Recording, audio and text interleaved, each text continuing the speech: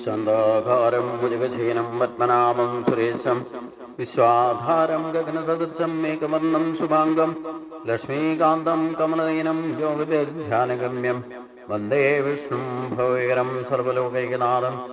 ओम नमो भगवते वासुदेवाय, नमो भगवते वासुदेवाय। ओम श्री कृष्णाय परब्रह्मणे नमः। सभी सज्जनों को भगवान का नाम से और मोहन जी का नाम से सादर प्रणाम। हम लोग पिछले दिनों में क्षेत्रज्ञ विभाग योग में 30 श्लोक तक विचार किया था। आगे भगवान कहते हैं, अनादित्वात् निर्गुणत्वात् परमात्मायम् अव्ययम् शरीरस्थोऽपि कौन्तेय न करोति न लिप्यते। हे अर्जुन, जिस तो आदि रहित या गुण रहित नाश रहित परमात्मा शक्ति को हमारा ही शरीर में स्थिति करने वाला है, तो भी हमारा ही शरीर में वर्तित होकर के भी हम उसको ठीक तरह से अनुभव नहीं करता। इसका मतलब क्या है?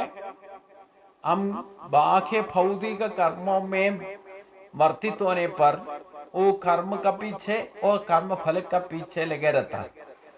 इसलिए हमारा ही शरीर में जो परमेश्वर का शक्ति पूर्ण रूप से, जैसे परमात्मा सत्य संशुद्ध भाव में रहते हैं, पूरा दुनिया को परिपालन करते हैं, उसी शक्ति हमारा इस शरीर में आत्मा स्वरूप में वर्तित है, हमारा इस शरीर में स्थिति करते हैं। उसी का प्रेरणा से हम अपना मर्जी से कर्मों में वर्त होता है, लेकिन वो कर्म का फल के साथ में ये आत्मा शक्ति का कोई संबंध नहीं रहेगा। कई बार बताया, साक्षी का रूप में आत्मा शक्ति हमारा शरीर में वर्तित होकर के कर्मों में हमें प्रेरित करता है। वो क्योंकि यह जीव शक्ति, चालक शक्ति, वो हमें कर्मों में वर्त होने में प्रेरित करता है, लेकिन वो कर्म फल के बारे में कोई संबंध आत्मा शक्ति को नहीं है। वो साक्षी के भाव में वो शक्ति हमें देता रहता है, लेकिन कर्म का फल का बारे में कोई बंधन होना है ना बंधन होना, उनके साथ में कोई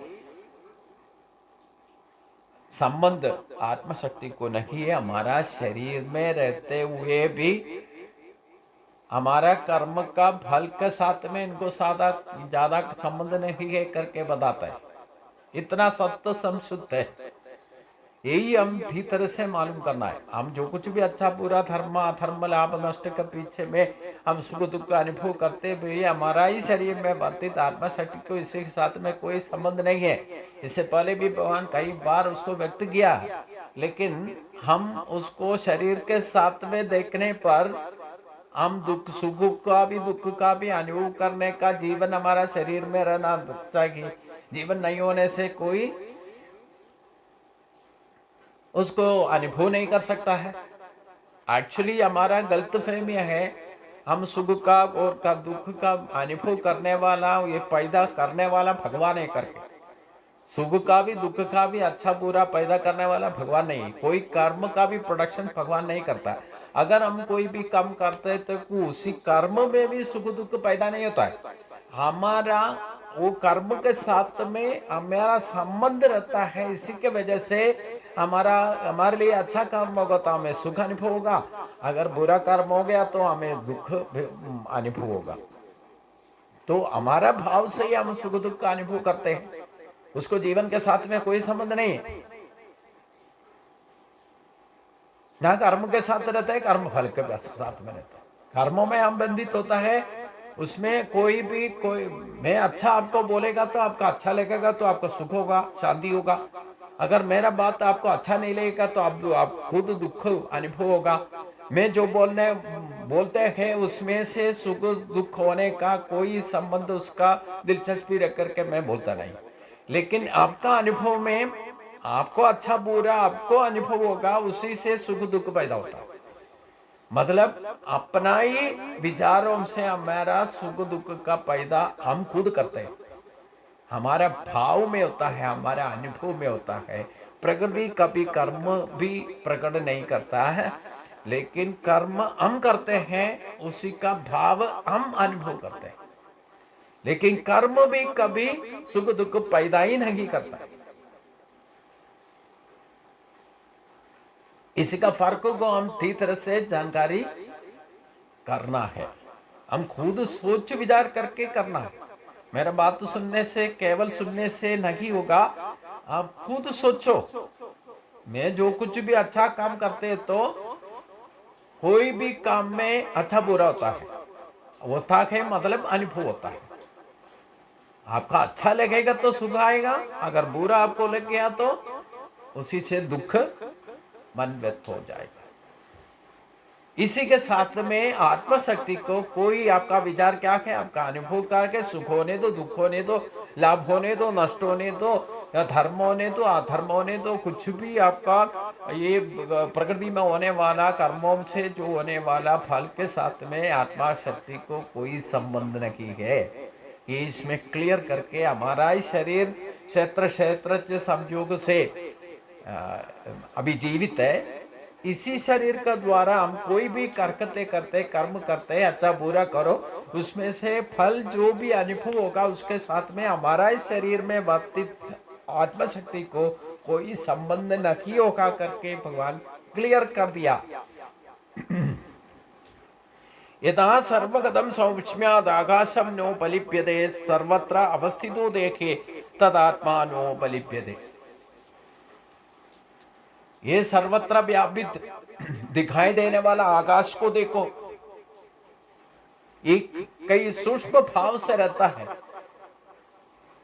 इसी प्रकार इसी को आप देखो, आकाश के नीचे जो कुछ भी अच्छा बुरा कर्म करते होते रहता है। कभी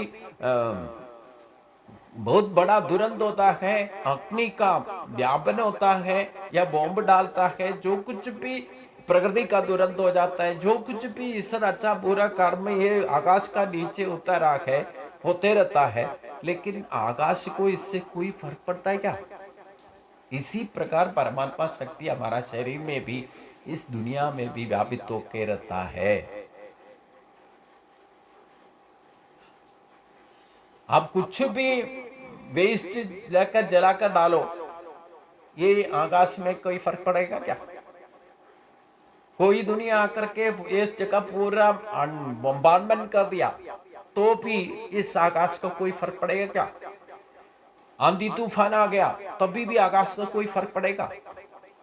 इसी प्रकार हमारा शरीर में वर्तित ये परमात्मा शक्ति से शक्ति वैसे के वैसे रहेगा। हम कुछ भी अच्छा पूरा कितना जन्म से लेकर जिंदगी कितना भी जन्म मिलने से भी ऐसे अच्छा बुरा काम करते रहने से भी उसका फल का दायरे में जैसे आकाश रहते हैं वैसे समसुप्ति आत्मा शक्ति रहेगा। परमात्मा को कभी उसका कर्म फल के बारे में कोई चिंतित नहीं है, उसके साथ में कोई संबंध नहीं है। वो सत्य समशुद्ध है, वो सत्य शुद्ध ही रहेगा।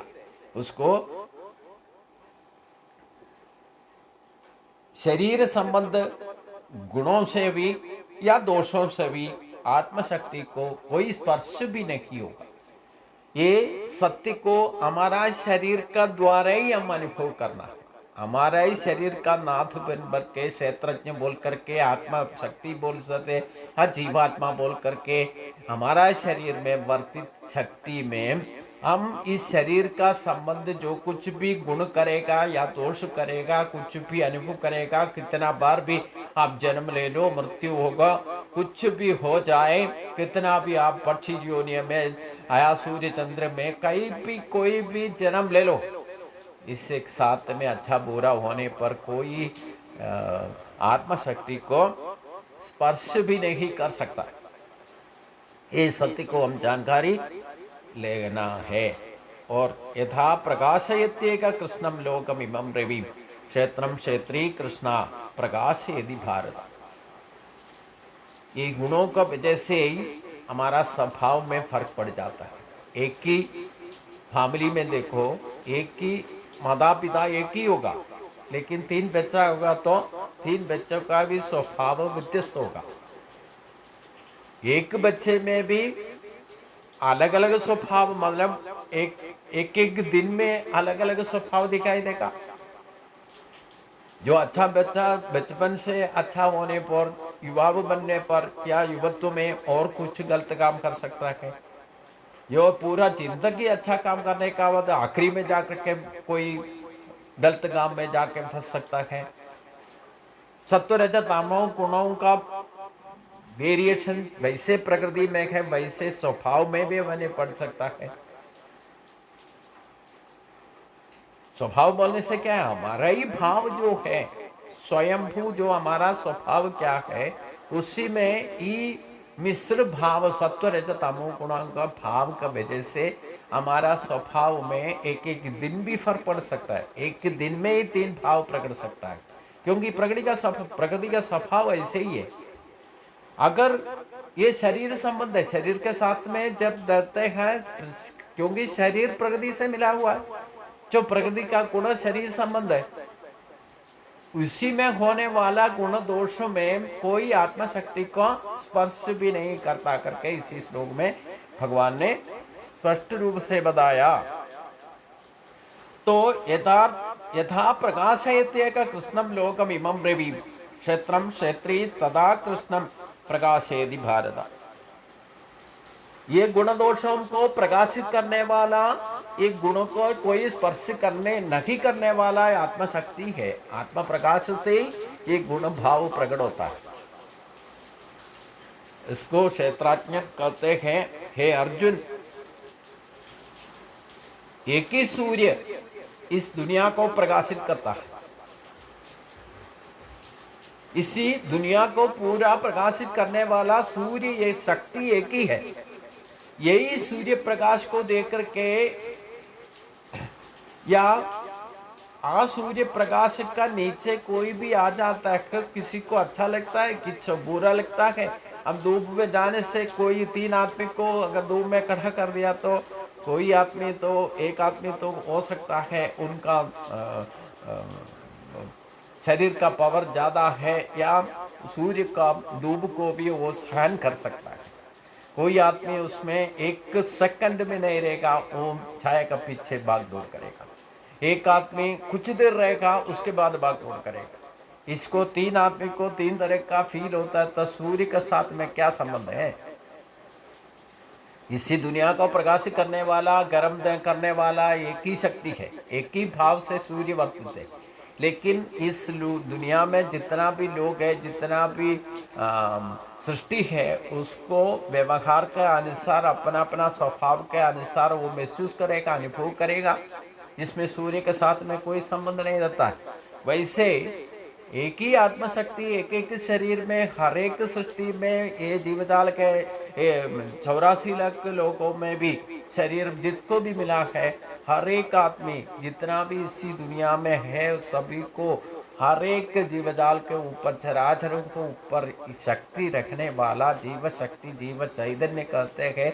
परमात्मा शक्ति एक ही है, लेकिन वो शरीर संबंध रहने से उसका गुण दोष का अनुभव व्यत्यस्त होगा। वो क्षेत्रज्ञ बोलने वाला जीवात्मा के साथ, आत्मशक्ति के साथ कोई संबंध नहीं रहेगा। यही नहीं कि यही क्षेत्रज्ञ जीवात्मा शक्ति ये पूरा दुनिया को प्रकाशित करता है।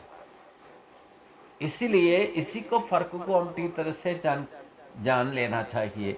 मतलब हमारा ही शरीर में वर्तित आत्मशक्ति ये सभी दुनिया को प्रकाशित करने वाला है। शक्ति एक ही है, लेकिन ये शरीर संबंधी स्वभाव का फर्क का वजह से, अलग अलग स्वभाव का वजह से हमारे ही शरीर को प्रकाशित करने वाला, चैतन्यवत बनाने, शक्तिशाली बनाने वाला शक्ति को हम पहचान नहीं पाता है। इसलिए कहते हैं ये शरीर माध्यम से हम ईश्वर को पहले मालूम करना है, अनुभव करना है, तभी तो पूरा दुनिया का कुछ भी होता है तो भी उसमें भी ईश्वर शक्ति का प्रकाश कैसे होता है, चैतन्यवत कैसे होता है करके हमें मालूम पड़ेगा। जब तक हमारा शरीर में उसके बारे में सत्य को हम ना, ये शरीर का माध्यम से हम जानकारी नहीं लेगा, अनुभव नहीं करेगा, तब तक इस दुनिया में ईश्वर शक्ति कैसे रहता है हमको कभी कथा ही नहीं मालूम होगा। जितना बार आप जन्म लेकर के आने पर भी आपको सत्य को नहीं अनुभव नहीं होगा। इसलिए भगवान आखिरी में कहते हैं क्षेत्र क्षेत्रज्ञ योरेवम अंतरम ज्ञान चक्षुषा भूत प्रकृति मोक्षम चा ये विदुर यान्ति ते परम। इस प्रकार क्षेत्र और क्षेत्रज्ञ को अंदर क्या है या उसका फर्क क्या है, प्रकृति का संबंध में जो मिला हुआ शक्ति को शरीर का द्वारा ही जब तक आप जानकारी नहीं लेगा, ये जानकारी लेने के लिए ज्ञान दृष्टि से देखना है। इसलिए भगवान हम भौतिक शरीर नाश होने वाला शरीर का द्वारा ही जब तक जीवन शरीर में है वो आत्म दृष्टि से देखना से हमारा शरीर में प्रकाशित शक्ति को हम देख सकते हैं। अगर आत्मा शक्ति का आत्मा बोध के साथ में आप नहीं देखेगा तो अपना ही शरीर में रहने वाला ईश्वर शक्ति को आपको अनुभव नहीं कर सकते, क्योंकि हम शरीर संबंधी केवल हमारा इस शरीर का बारे में सोचे रहने से हमें कभी ईश्वर शक्ति का अनुभव नहीं होगा। आत्मा अलग है या शरीर अलग है सोचने से, दो करके सोचने से, अलग अलग सोचने से भी हमें ईश्वर साक्षात्कार नहीं होगा। इसलिए भगवान स्पष्ट रूप से कहते हैं जो भी है इसी प्रकार क्षेत्र क्षेत्रज्ञ, इसका अंदर क्या है, उसका डिफरेंस क्या है, जब तक मालूम नहीं होगा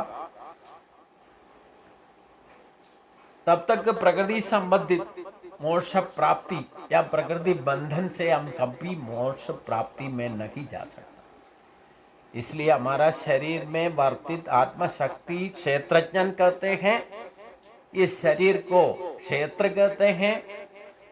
ये क्षेत्र को ठीक तरह से आदर उपासना करके उसी में रखने वाला ईश्वर शक्ति को शरीर के द्वारा उसका गुण दोष को हम अनुभव करके, शरीर शाश्वत नहीं है, शरीर कभी भी क्षत होकर के वो भूमि में इधर गिर जाएगा, लेकिन शाश्वत सत्य शुद्ध रूप में हमारा ही अंदर रहने वाला आत्मा शक्ति शाश्वत है, वो परमात्मा शक्ति है, वो जीव चैतन्य है। वही क्षेत्रज्ञ करके इसका फर्क, उसका गुण दोष को जब तक मालूम नहीं होगा, वो शरीर का द्वारा ही मालूम करना है। अगर शरीर का द्वारा ही मालूम नहीं करेगा आपको ब्रह्म प्राप्ति या मोक्ष जीवन मुक्ति कथा ही नहीं होगा करके भगवान बताता है। लेकिन इसका जानकारी आपको केवल मांस चक्षुषों से या बाह्य बंधनों से, भाग्य विद्या से, आप भौतिक विद्या से कभी कथई नहीं मालूम होगा। उसके लिए ज्ञान दृष्टि चाहिए या आत्म दृष्टि से देखना है, तब भी आपको इसका फर्क क्या है करके पता चलेगा। इसलिए भगवान ने विश्वरूप देने का या विश्वरूप रूप दिखाने से पहले अर्जुन को बताया था दिव्यम दिदामि ते चक्षुम पश्य में योगम ऐश्वर्य, मतलब दिव्य दृष्टि से भगवान का कृपा के अनुसार हमारा ज्ञान कर्ण या ज्ञान आंख, ज्ञान दृष्टि जब तक ओपन नहीं होगा तब तक इसका फर्क अंदर क्या है, क्षेत्रज्ञ का डिफरेंस क्या है करके हमें ठीक तरह से मालूम नहीं पड़ेगा। जब तक मालूम नहीं पड़ेगा हमें कभी मोक्ष प्राप्ति भी नहीं होगा। इसका आपको ज्ञान दृष्टि से इसका फर्क मालूम करना तो प्रकृति का संबंधित रखने वाला ये शरीर के साथ में तीन गुण का प्रभाव प्रकृति में रहता है, वही शरीर में रहता है। ये शरीर का द्वारा ही हमारा ही आत्मशक्ति का प्रेरणा से हमारे प्रकट होने वाला स्वभाव ये त्रिगुण संबंधित है करके भगवान इससे पहले भी बताया।